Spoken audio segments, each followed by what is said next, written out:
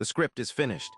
879 words within range and hits every structural beat, hook template, planted they, tilde 90-second re-tease, 46-year callback at the climax, pattern interrupt line before the deep reveal and an unresolved closer. For 46 years, the official record said Muhammad Ali passed his physical before he stepped into the ring against Larry Holmes. That's the story they tell. It isn't what happened. Doctors at a hospital in Minnesota found something in Ali's brain months before that fight, and the men who read that report made sure you'd never hear what it actually said. October 2, 1980, Caesars Palace, Las Vegas.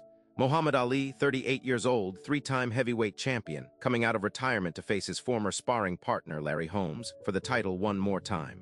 The public was told this was a comeback, a legend chasing one last shot at history. Promoters sold it as the biggest payday in boxing. Closed-circuit theaters worldwide, millions of dollars on the line before a single punch landed. But weeks earlier, Ali had quietly flown to the Mayo Clinic for tests nobody outside his inner circle was supposed to know about. And what those tests found should have ended the fight before it began. Here's the official story. Ali passed his pre-fight medical exams. The Nevada State Athletic Commission cleared him. Every reporter at ringside was told he was fit to fight. But the Mayo Clinic doctors who examined him that summer documented something else entirely: slurred speech, tremors in his hands, difficulty finding words mid-sentence. Early signs of neurological damage, the kind you don't reverse. That report went to a small circle of people close to Ali's camp. It did not go to the boxing writers covering the fight. It did not go to the fans buying tickets. Somewhere between that Minnesota hospital and the Las Vegas weigh-in, the findings got softer. By the time commission doctors examined him again, the language changed. Fit to compete. No neurological concerns. The same man, two different verdicts 46 years ago, and only one of them made it into the papers. You could say the commission doctors just missed it. Doctors make mistakes. But that explanation falls apart fast. The man running Ali's medical clearance that week wasn't a neutral outsider. He answered to people who needed this fight to happen. Closed-circuit contracts were signed. Advertising was sold. Promoters had already spent money they couldn't get back if Ali walked away. A canceled fight meant lawsuits. A cleared fighter meant a payday for everyone standing near him, everyone except Ali. So the commission's own physician cleared a man whose private medical file, sitting in a folder 40 miles away, told a very different story. But that's still not the part they buried deepest. Here's what they actually buried. The Mayo Clinic report wasn't just vague concern. It flagged Ali for probable early-stage neurological impairment consistent with repeated head trauma, the same condition that would be formally diagnosed as Parkinson's syndrome 3 years later.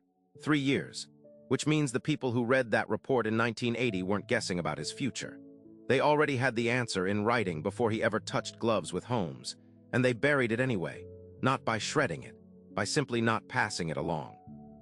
The commission's clearance exam that week lasted a fraction of the time a real neurological workup requires. No follow-up questions about the Mayo findings. No specialist called in to review them side by side. Just a signature and a green light and a closed-circuit broadcast ready to air in theaters across the country. Holmes himself said afterward he felt sick landing punches on a man who couldn't defend himself anymore, that something was wrong before the opening bell, and everyone in that arena could see it except, officially, the doctors. Ali took a beating for 10 rounds. His corner stopped it before the 11th. And the men who could have stopped it 3 months earlier, the ones holding the real report, never had to answer for staying quiet, because nobody outside their circle knew there was anything to answer for. This changes the whole story of that night. It wasn't a faded legend chasing one last glory run. It was a sick man, cleared by people who profited from him fighting sick.